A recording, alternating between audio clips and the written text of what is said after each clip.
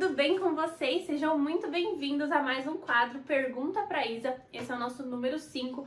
Se você ainda não viu os vídeos anteriores, depois você volta aqui no canal e assiste todos. Se você ainda não é inscrita, não esquece de se inscrever, ativar o sininho. Toda semana, nesse mesmo horário, a gente posta vídeo novo sobre as perguntas, tá? E se você quer ter a sua pergunta respondida aqui por nós, é só colocar aqui nos comentários que nós selecionamos as 10 mais pedidas e trazemos na próxima semana, tá bom? Então vamos começar já com as perguntas da semana. Pode me falar primeiro.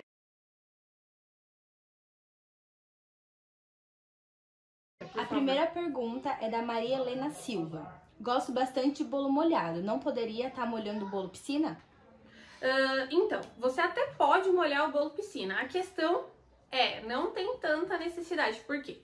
Porque o bolo piscina, pra quem não sabe, é aquele bolo na forma ballerine, que fica parecendo uma piscininha, tá? Então, geralmente as massas de bolo piscina, pelo menos as que eu ensino, são mais úmidas, já com esse intuito, né? E o recheio, né, a cobertura, ela é mais mole. Pra quê? Pra que quando a pessoa corte o bolo, dê aquele efeito, né, da piscina. Então, não tem necessidade e corre o risco de, se você acabar molhando, for molhar e molhar muito, corre o risco do seu bolo desabar e não aguentar a cobertura, porque a cobertura de bolo piscina já é em um ponto mais mole, tá? Então, eu particularmente não vejo necessidade. Se você quer muito, você até pode molhar. Não é que não pode, mas eu acho que não combina tanto e corre o risco de dar errado seu bolo depois de pronto, tá bom? Pode ir pra próxima.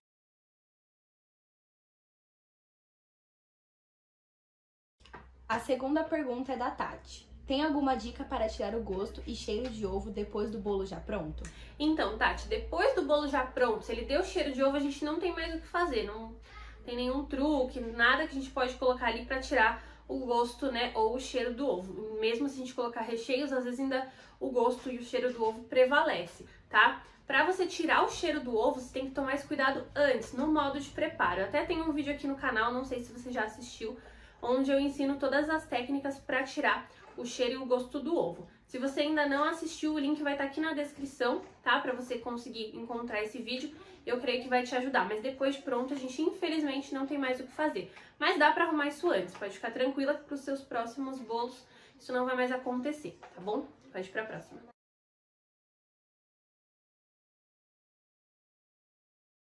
A terceira pergunta é: posso deixar meu chocolate pronto dentro de um freezer desligado? As formiguinhas estão atacando até a cristaleira.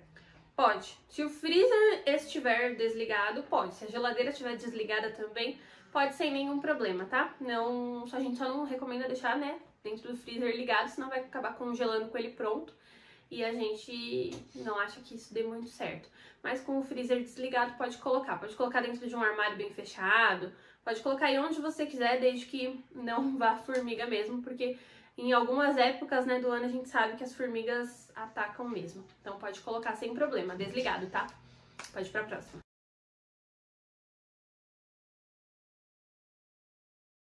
Quarta pergunta é: tenho uma dúvida. Quando colocamos na geladeira o brigadeiro, passa um tempo e ele amolece. Se congelar, isso não acontece?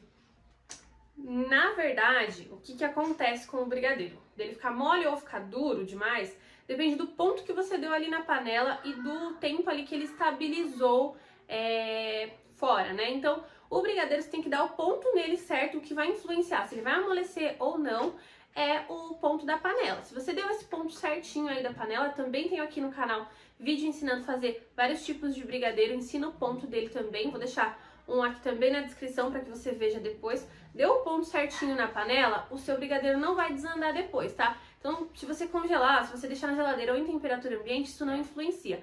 O que influencia no resultado final do seu brigadeiro é o ponto que você deu na panela, tá? Pode ir para a próxima.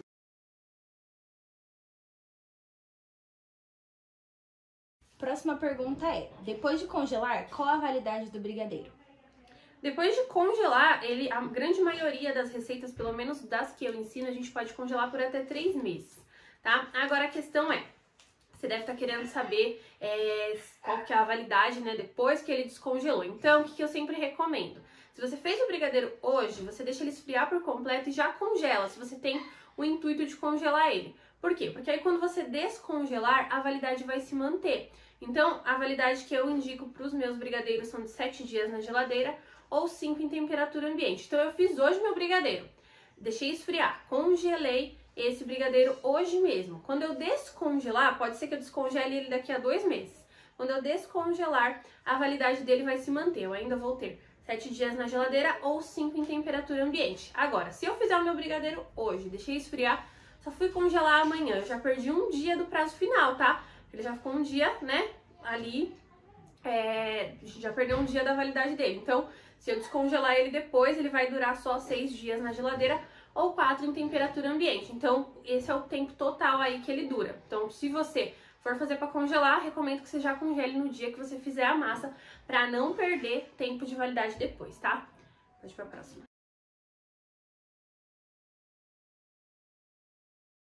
Sexta pergunta é: bom dia, professora. Eu substituo o óleo por margarina. Qual a proporção? Então, nesse caso, eu acho que você está fazendo uma pergunta referente aos bolos, né? Do óleo, da margarina. Geralmente, quando a gente pode substituir, não são todas as receitas que a gente pode substituir o óleo pela margarina ou pela manteiga ou vice-versa. Mas vamos supor aí que seja uma receita que você pode fazer isso. Então, se você vai colocar geralmente uma xícara de óleo, se a sua receita pede uma xícara de óleo, a gente coloca entre 3 a 4 colheres de sopa de manteiga ou margarina. Só que como que a gente mede?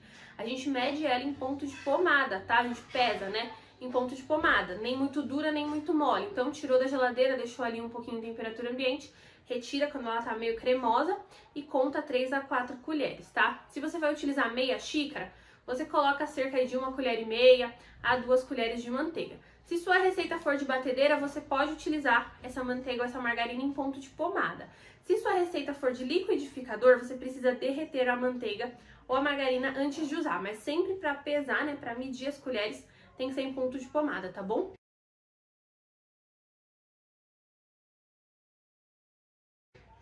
A próxima pergunta é: Isa, qual o tamanho das embalagens descartáveis para bolo caseiro?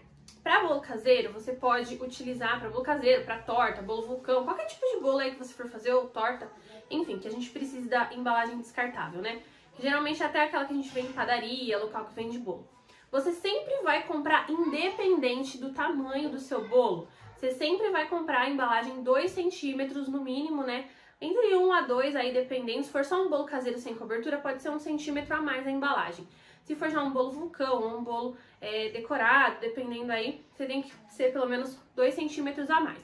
Então, o meu bolo tem 19 centímetros. Eu compro uma embalagem de no mínimo 21. Se você não encontrar de 21, porque geralmente é padrão, né? Você compra a de 22, tá? A embalagem de 22. Recomendo sempre embalagem alta, tá? Maior já do que o seu bolo, para que não corra o risco de amassar ali a cobertura, caso tenha, tá bom?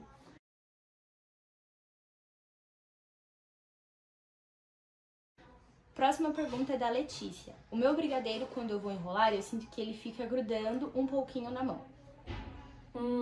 Na verdade, isso aí tem muita gente que fala, pode ser até que você acha que isso é um mito, né? Ou que é a história da vovozinha, mas tem bastante gente que fala que a mão de algumas pessoas é mais quente do que a da outra. E não é mito, é realmente a verdade. Isso influencia. Essas pessoas que têm a mão quente, porque às vezes seu brigadeiro tá no ponto certo, mas a sua mão é muito quente, tá? Eu já vi pessoas que falaram, e eu mesma já vi com meus próprios olhos, pessoas que não conseguem enrolar o brigadeiro ali na mão direto, né? Mesmo com a manteiga, que derrete a manteiga e o brigadeiro amolece. Nesse caso, se o seu brigadeiro estiver no ponto certo e o problema for as mãos mesmo, que não tá dando ali o ponto, você utiliza luvas, tá? Luva vinílica de preferência, ou você utiliza água gelada. Então, água bem gelada, tira a água da geladeira, deixa uma água ali do seu lado com gelo para ela ficar bem gelada, molha as mãos, tira o excesso, aí você enrola. Não vai ter nenhum problema aí no seu brigadeiro, não vai desandar nem nada do tipo, tá? O importante é que você faça isso. E garante aí que ele tá no ponto certo, né? Que você conseguiu dar o ponto certo nele, que é aquele bem firme. E se acontecer, unta a mão, né, com água gelada, que vai dar certo o seu brigadeiro.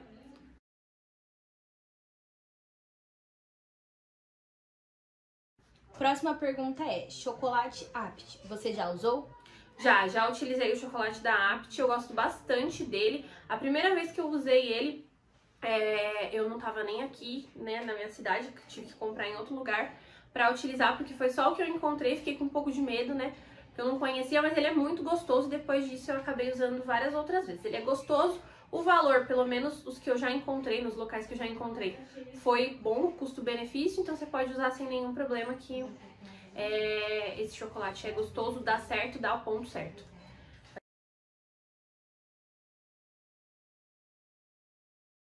Pra próxima. A última pergunta é: qual o ponto para recheio de cone trufado? O ponto para recheio de cone trufado, para trufa, enfim, ele pode ser um ponto mais mole. Por quê? Porque você vai rechear ali ou o cone trufado ou a sua trufa, né, no caso, e depois vai fechar. E quando a pessoa for comer, ela quer ali uma coisa mais cremosa. Então pode ser aquele ponto, não é um ponto tão firme quanto o de brigadeiro, né, e também não é um ponto mole quanto o de cobertura, de algumas coberturas. Ele é um ponto cremoso, como que eu vou te explicar? Um ponto de mingau, sabe? Quando você tá fazendo um mingau, que aí ele fica bem cremosinho, mas ainda assim tá mais mole, esse é o ponto do recheio para cone trufado, tá bom? Espero que vocês tenham gostado dessas dúvidas aqui, dessas perguntas da semana. Lembrando que para que sua dúvida seja respondida, é só colocar aqui nos comentários, tá bom? Semana que vem a gente tem outras. Não esquece, se gostou desse vídeo, curte. Se você ainda não me segue no Instagram, o link do meu Instagram também tá aqui na descrição. Vai lá e me segue pra você me acompanhar, tá bom? E se você ainda não é inscrita no canal, não esquece de se inscrever e ativar o sininho para receber as notificações dos nossos vídeos novos, tá bom? Um grande beijo, eu espero você na semana que vem. Tchau, tchau!